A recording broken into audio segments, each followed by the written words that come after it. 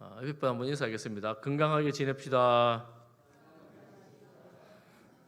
우리가 요즘에 요한복음 말씀을 새벽기도에 그렇게 봅니다. 새벽기도 보는데 여러분 요한복음 말씀을 좀 꼼꼼히 천천히 읽어보면 이해가 안 되는 말씀이 굉장히 많아요.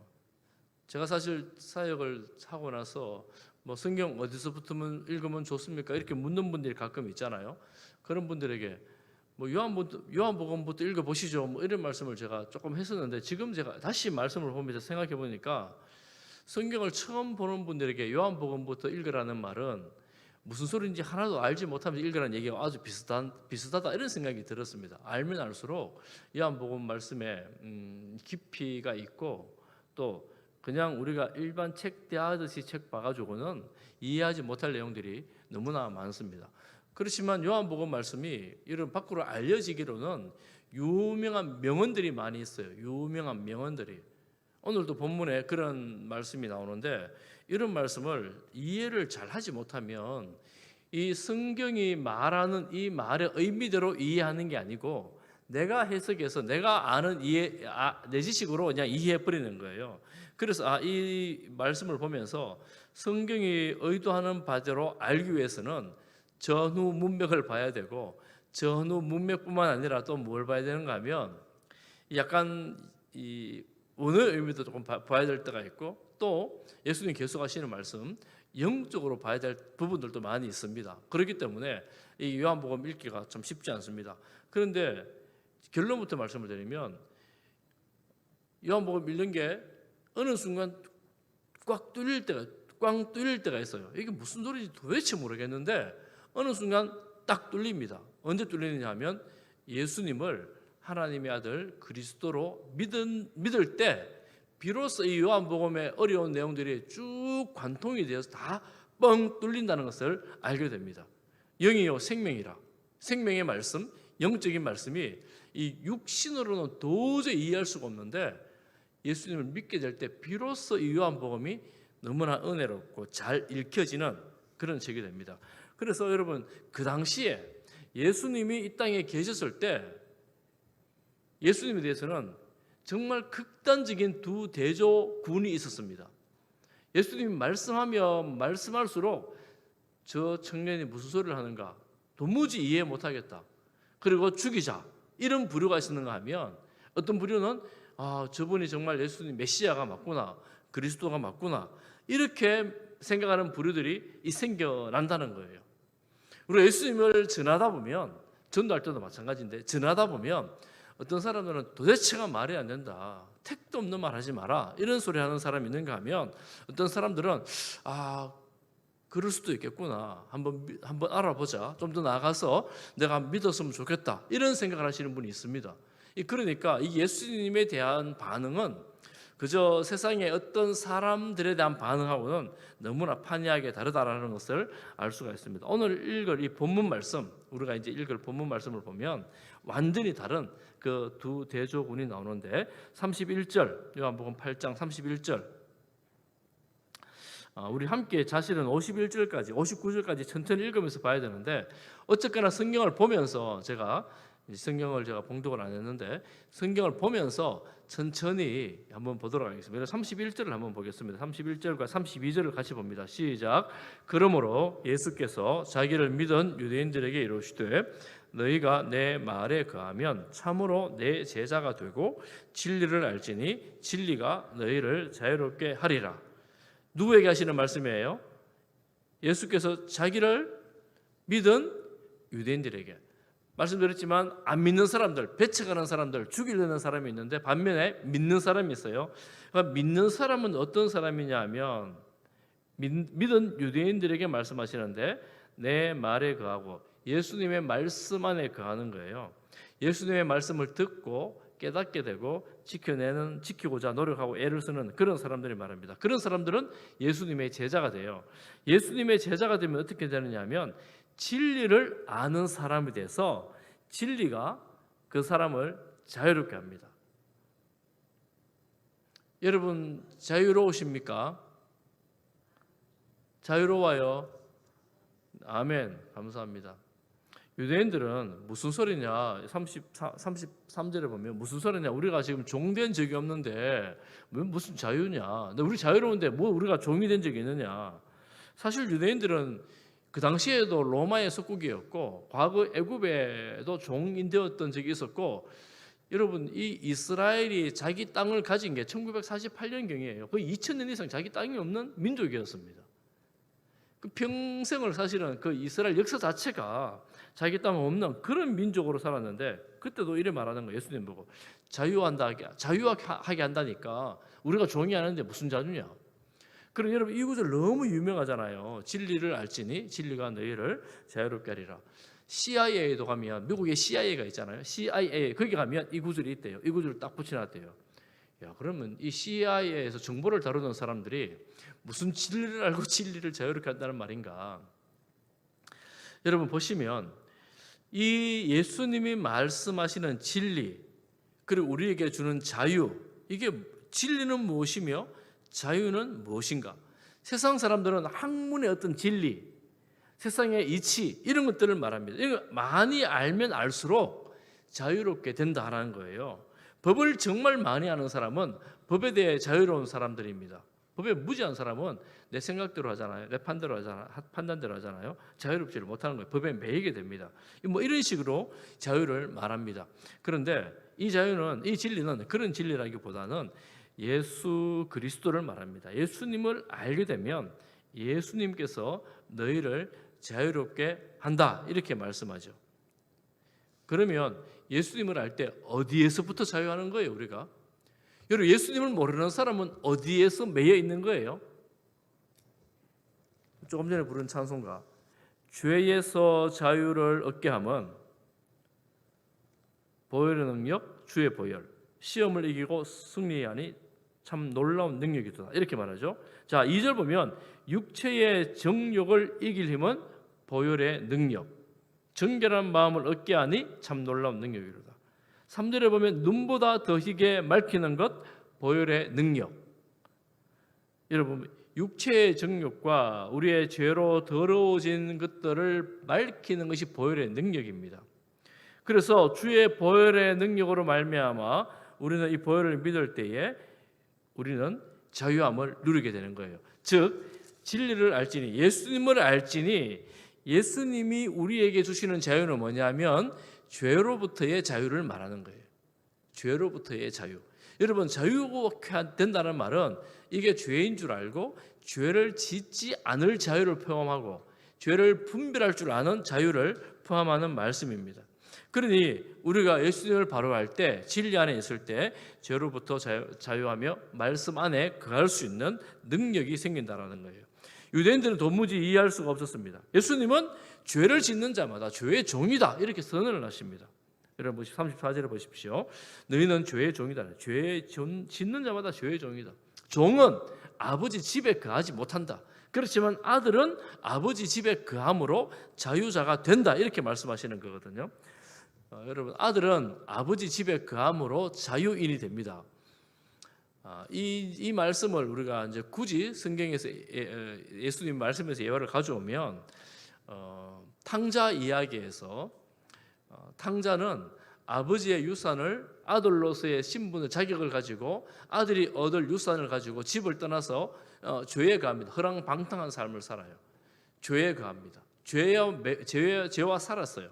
그리고 다 읽고 난 다음에는 이 주염염 돼지 먹는 음식도 먹지 못할 만큼 정말 가난한 지경에 빠지게 되었습니다. 거지꼴이 되었어요. 그런데 종으로도 먹지를 못해서 굶어 죽게 된 거예요. 내가 종으로 노동을 해도 먹고 살지를 못할 형편이 됐는데 아버지 집을 생각해 보니까 우리 아버지 집에는 종들도 배불리 먹는데, 이런 생각을 하고 아버지 집에 돌아갑니다. 어떤 신분으로 생각하고요? 나는 아버지 집에 종이 되겠습니다. 이렇게 생각하고 돌아가는 거예요. 그런데 돌아갔을 때 아버지 뭐라 그럽니까? 신발 신겨줘라, 가락지 끼워줘라, 너는 내 아들이다 이렇게 말씀하시죠. 종은 주인 집에 있으면 종에 불과하지만 아들은 죄를 지었다가도 돌아가면 아들의 신분으로, 자유인의 신분으로 아버지와 함께 그 집에 살게 되는 것입니다. 그런데 이 자유는 아들이 됨으로 자유가 됩니다. 36절 한번 보십시오. 여러분 36절입니다. 36절을 같이 한번 보겠습니다. 시작. 그러므로 아들이 너희를 자유롭게 하면 너희가 참으로 자유로우리라. 이 아들은 예수님이죠. 예수님을 믿음으로 말미암아 우리는 주님 안에서 자유로운 아들의 신분을 가지고 살아가게 되는 것입니다. 예수님을 믿지 않는 사람들 어떤 사람들이냐? 믿지 않는 사람들. 37절에 보면 믿지 않는 사람들에 대한 예수님의 말씀이 나옵니다. 자신들은 아브라함의 자손이라고 생각하면서 예수님을 죽이려 하는 거예요. 예수님이 죽을 이유가 없는데 아브라함의 자손이라고 생각하는 이스라엘 백성들, 유대인들이 예수님을 죽이려 하는 거예요. 왜 죽이려 할까요? 이게 이제 우리가 안 믿는 사람의 관점에서 예수님을 보면 유대인들이 예수님을 죽일 수밖에 없는 이유들이 나와요. 자신들이 유대인들이 우리는 아브라함이 우리 조상입니다. 이렇게 말한 예수님이 뭐라고 말하느냐면 너희가 아브라함의 후손이면 나를 죽이려고 하지 않을 것이다. 이렇게 말하는 거예요. 그런데 너희들이 아브라함의 후손이 아니라는 거예요. 그럼 너희는 아브라함의 일을 행하지 않는다라는 거예요. 그런데 이 사람들은 말하죠. 무슨 말입니까? 우리가 아브라함의 후손인데 유대인들이 무슨 말입니까? 이렇게 말하는 거예요. 여러분 42절, 여러분 42절 한번 보십시오. 42절. 41절에 만약에 너희 조상이 아브라함이었다면 아브라함의 일을 할 텐데 너희 조상이 아브라함이 아니기 때문에 이런 일을 한다는 거예요. 42절을 또한 같이 보겠습니다. 시작. 예수께서 이르시되 하나님이 너희 아버지였으면 너희가 나를 사랑하였으리와 이는 내가 하나님께로부터 나와서 나는 스스로 온 것이 아니요 아버지께서 나를 보내신 것이니라. 내가 하나님 아버지께로부터 왔는데 너희들이 하나님을 아버지라 그러고 아브라함을 우리 조상이라 그러는데 너희들이 아브라함처럼 행하지 않는다. 이렇게 말하는 겁니다. 사실은 유대인들이 아브라함의 후손이 맞잖아요. 하나님을 아버지라 부르는 건 맞잖아요. 그리고 유대인 자신들이 생각하기에는 예수님 말씀이 도저히 이해가 되지를 않는 말씀입니다. 저 눈에 보이는 청년 예수가 과연 하나님의 아들인가? 그들은 상상할 수 없는 그런 말이었습니다. 그러니 43절에 어찌하여 내 말을 깨닫지 못하느냐? 어찌하여 이 하나님으로부터 온 하나님의 아들이 하나님의 말씀을 전하는데 하나님을 아버지라고 믿는 유대인들이 하나님의 아들의 말을 이해를 못하는 거예요. 도저히 이해를 못하는 거예요. 왜 이해를 못하는가에 대해서 예수님은 돌려 말하지 않고 직격을 합니다. 아주 아픈 부위로 꽉 찔러버려요. 44절을 또 같이 한번 보겠습니다. 시작. 너희는 너희 아비 마귀에게서 났으니 너희 아비의 욕심대로 너희도 행하고자 하느니라. 그는 처음부터 살인한 자요 진리가 그 속에 없으므로 진리에 서지 못하고 거짓을 말할 때마다 제 것으로 말하나니 이는 그가 거짓말쟁이요 거짓의 아비가 되었음이니라. 45절에 보면 내가 진리를 말함으로 너희가 나를 믿지 아니하는도다. 이들이 예수님을 믿지 않는 이유가 뭐냐 하면 너희 아버지가 하나님이 아니고 너희 아버지가 누구라고요? 마귀다 이렇게 말합니다.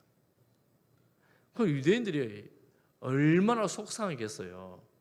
너희 아버지는 너희는 아브라함의 후손이 아니라 마귀의 후손이다 이렇게 말하는 겁니다. 예수님은 이 도저히 믿기 어려운 말씀을 하는 이해하지 못하는 유대인들에게서 한치도 물러나지 않습니다. 내가 하는 말이 좀 어렵지? 조금 생각을 해봐. 내가 이렇게 해서 이렇게 된 건데 이렇게 설명하지 않아요. 선포를 하십니다. 선포. 너희는 마귀의 자식이다. 이렇게 말하는 예수님께서 이들에 대해서 이렇게 단호하게 말씀하는 것은 예수님을 믿지 않는 거예요. 예수님을 믿지 않기 때문입니다. 그리고 그들의 죄를 그대로 다 폭로하고 드러내시기 때문에 그렇습니다. 여러분 유대인들이 얼마나 황당하겠습니까? 얼마나 황당하겠어요. 자기 나름대로 이 십계명을 지키려고 율법을 지키려고 정말 몸부림치면서 열심히 신앙생활을 한다고 하고 있는데 이 젊은 청년이 와서 너희는 마귀의 자식이다. 이렇게 너희 아버지가 마귀니까 그렇게 행하지. 아니 우리가 어떻게 살았는데, 우리가 얼마나 열심히 살고 있는데, 얼마나 열심히 제사도 지내고 율법을 공부하고 지키려고 애를 쓰는데, 이 젊은 청년이 와가지고 갑자기 마귀 자식이다, 너희 아버지가 마귀다 이러면서 말하니까 얼마나 속이 상하겠어요.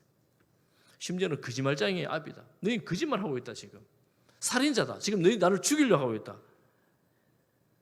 여러분 정말 황당하지 않겠어요? 아직까지는 이 죽이려는 시도가 종교 지도자들 사이에서 논의되고 있는 중이었거든요. 저 뒤에 가면 본격적으로 모두에게 공고를 합니다.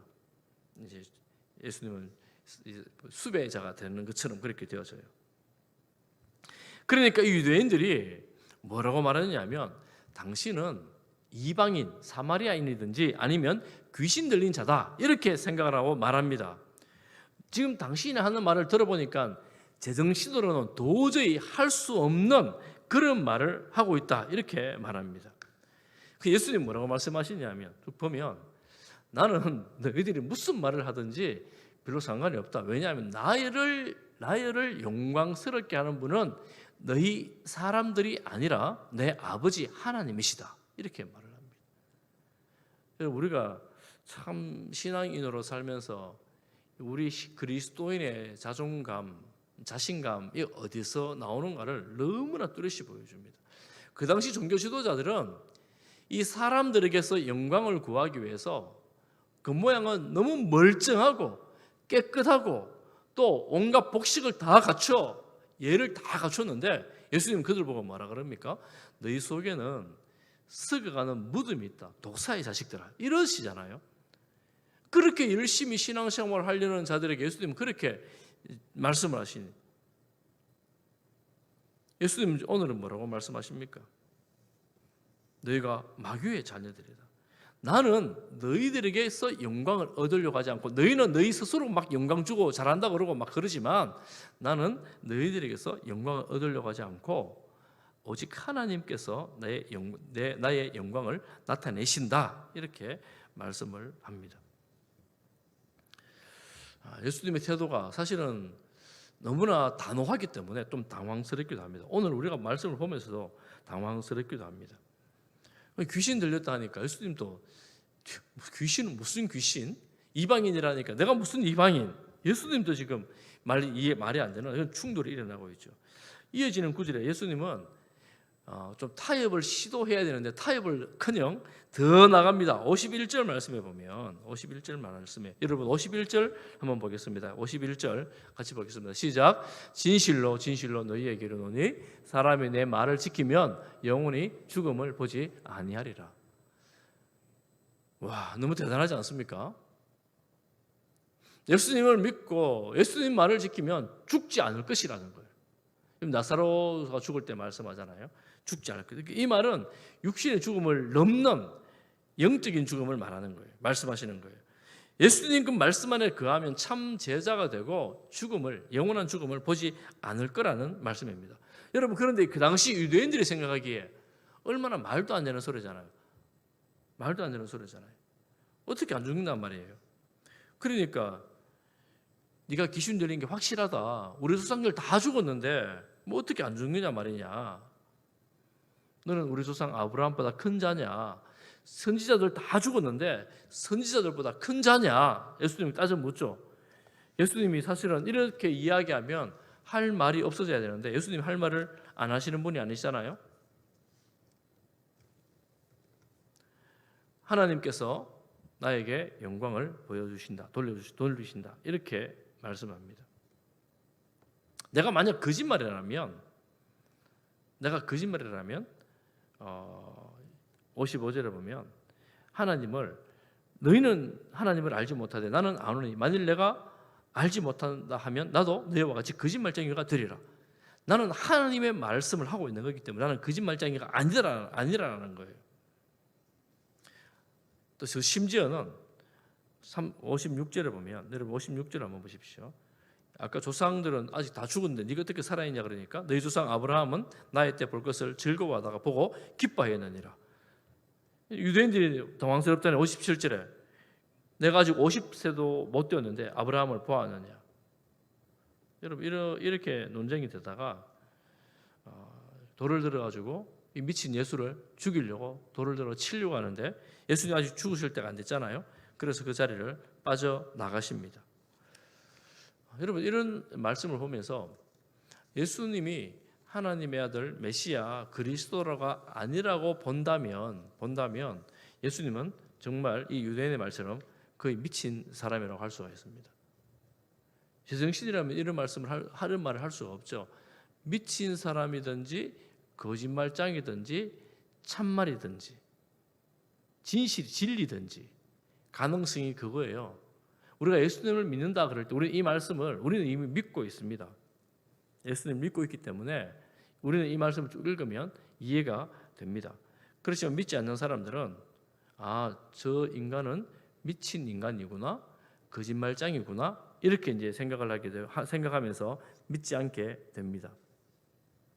예수님은 반대로 말하죠. 너희들이 마귀의 자녀이기 때문에 나를 믿지 않고 너희들은 나를 죽이려고 하고 돌을 들어 치려 하잖아요. 죽이려고 하고 오히려 거짓말하는 그런 자들이다라고 예수님과 대척점에 서게 되어집니다.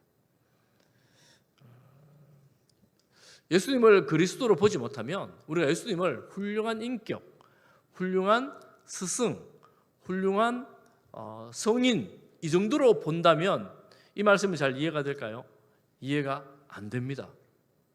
우리 예수님을 믿을 때 저분은 정말 훌륭한 선생님이야, 성인이야, 우리와는 다른 차원의 윤리와 도덕을 가진 분이야 이 정도로 믿는다고 해서 이 예수님의 말씀이 이해가 되는가? 이해가 되질 않습니다.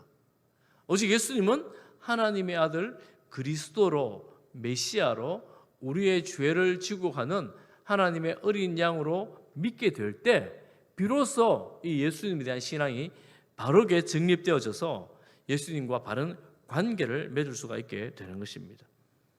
여러분, 이들이 예수님을 믿지 못하는 이유는 바로 그것 때문입니다. 자신의 영적인 상태들에 대해서 의심하지 않는 거예요. 무슨 의심을요?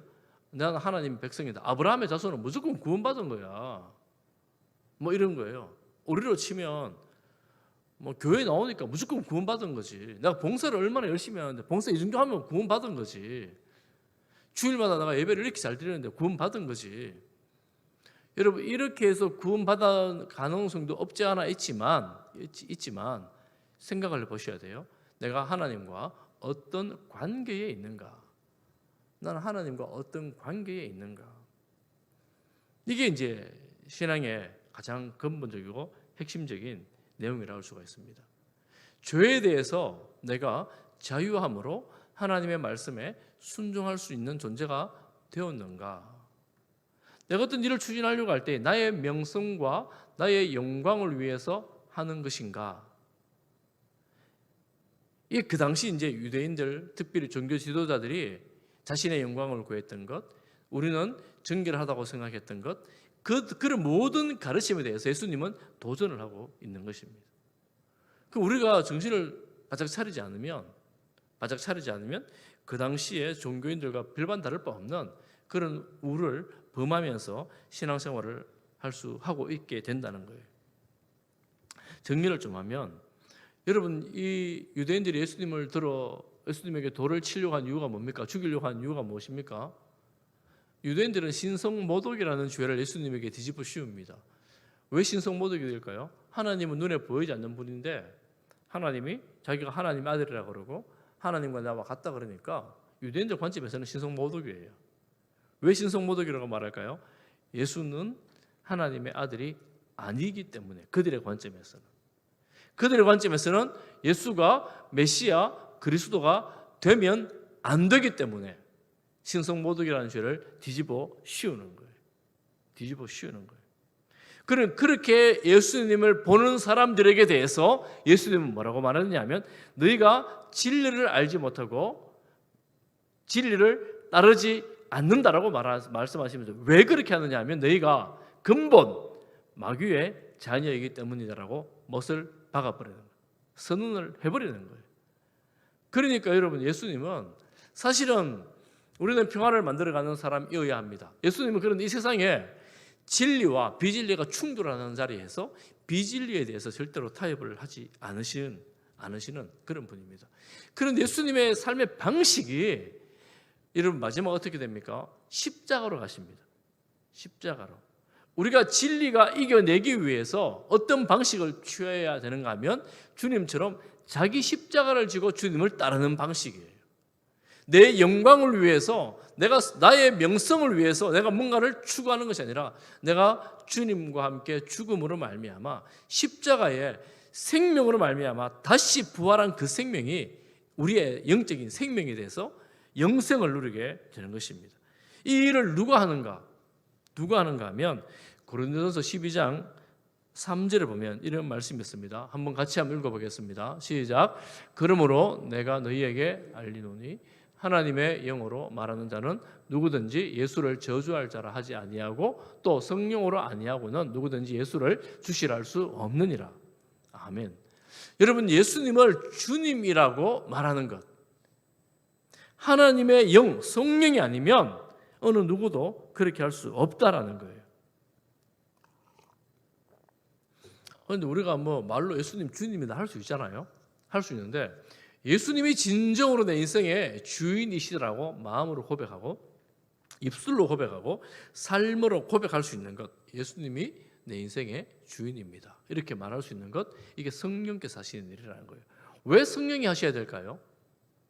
여러분, 왜 이 고백이, 이 진술이 성령께서 도와주셔야만 가능한 진술이 될까요? 우리 인간은 누구를 주인이라고 부르는 것을 굉장히 못마땅해 하는 사람들이에요. 인간은 많이 배운 사람이든 못 배운 사람들이든 다 가진 사람이든 못 가진 사람들이든 아이든 어른이든 남녀든 피부의 색깔이든 내가 내 인생의 주인이라고 주장하고 살아가는 존재입니다. 내가 내 인생의 주인이 되고 싶은 거예요. 다른 말로 아주 쉬운 말이 있어요. 내 마음대로 살고 싶어요. 나한테 어떤 누구도 내 인생에 개입해서 내 인생을 어그러지게 하는 것을 용납하지를 못하는 거예요. 우리는 주체적인 인간을 굉장히 멋있는 인간이라고 생각을 합니다.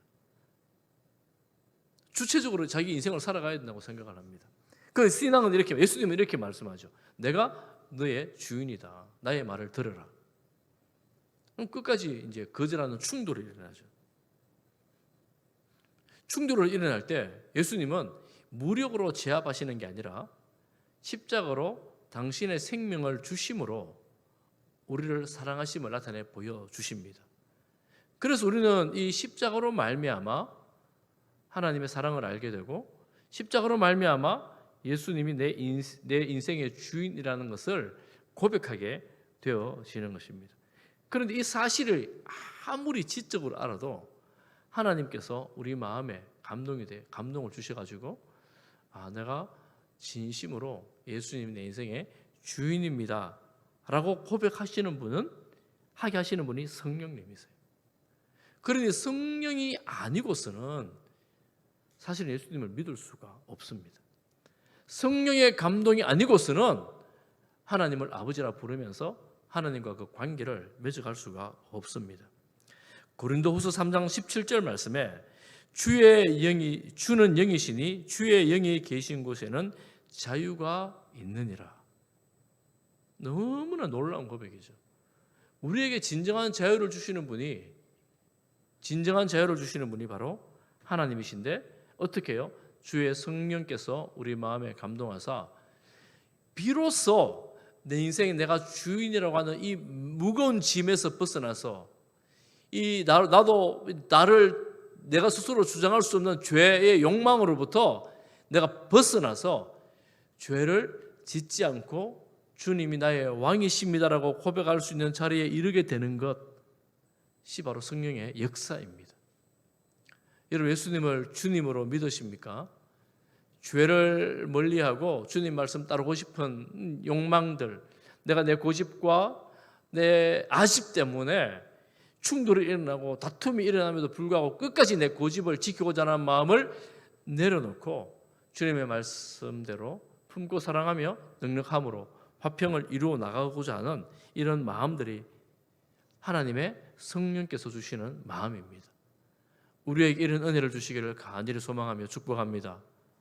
우리는 주님 안에서 자유함을 누리는 그런 성도들이 되는 것입니다. 주의 영이 계신 곳에는 자유함이 있느니라. 진리를 알지니 진리가 너희를 자유롭게 하리라. 우리는 이런 하나님의 놀라운 말씀으로 인하여 진리 안에서 세상의 어떤 것들도 내가 나의 주인이 되지 못하고 오직 예수님이 우리 인생의 주인되어 예수님을 바라보고 예수님을 따라 살아갈 수 있는 놀라운 능력을 성령으로 말미암아 공급받아 살아가는 거예요. 여러분, 이런 성령의 인도가 믿음 안에서 충만하기를 축복합니다. 여러분, 성령의 인도를 받아갈 때에 우리의 욕구와 욕망과 충돌이 일어나요. 내 인간의 욕망과 세속적인 욕구와 충돌이 일어납니다. 충돌이 일어날 때 이게 성령의 인도인지 내 욕심인지를 분별을 해야 될 거 아닙니까? 어떻게 분별을 해요? 어떻게 분별을 할까요? 이 유대인들 종교인들이 사내들인 공회원들이 당시 대제사장 바리새인파들이 예수님을 죽이려고 했던 뒤편을 쭉 요한복음 쭉 가보면 죽이려고 하는 이유가 쭉 나옵니다. 그거예요. 우리 역시 마찬가지입니다. 내가 예수님 따라 살다가 나는 아무것도 안 되겠다. 이런 생각이 문득 들어지는, 우리가 망하겠다. 이런 생각이 문득 들어지는 거예요. 나는 없어지겠다. 이런 생각이 문득 들어지는 거예요. 내 영광이 없어지고 나는 뭐지? 이런 생각이 들어지는 거예요. 그런데 예수님께서 예수님을 따르는 제자들, 여러분 제자들 보면 다 알 수 있어요. 다 돌아가지만 나중에 성령 안에서 다시 불러 모은 제자들이 아무것도 아닌 제자들이 이 세상을 변화시키는, 예수 그리스도를 말미암아 변화시키는 그 시작점이 되어집니다. 그들은 다 순교의 제물이 되지만 이 세상에 예수님이 주님이시라는 이 사실 때문에 이 세상이 복음으로 편만케 되어지는 시작 지점이 되어집니다. 그러니 나보다 더 귀한 분이 예수님이시니 나는 사라져도 예수님만 높아진다면 이걸로 충분하구나 라는 강력한 마음의 성령의 인도하심과 동기가 우리 삶의 동기가 되어지는 것이지요. 이런 은혜를 성령 안에서 주시기를 축복합니다.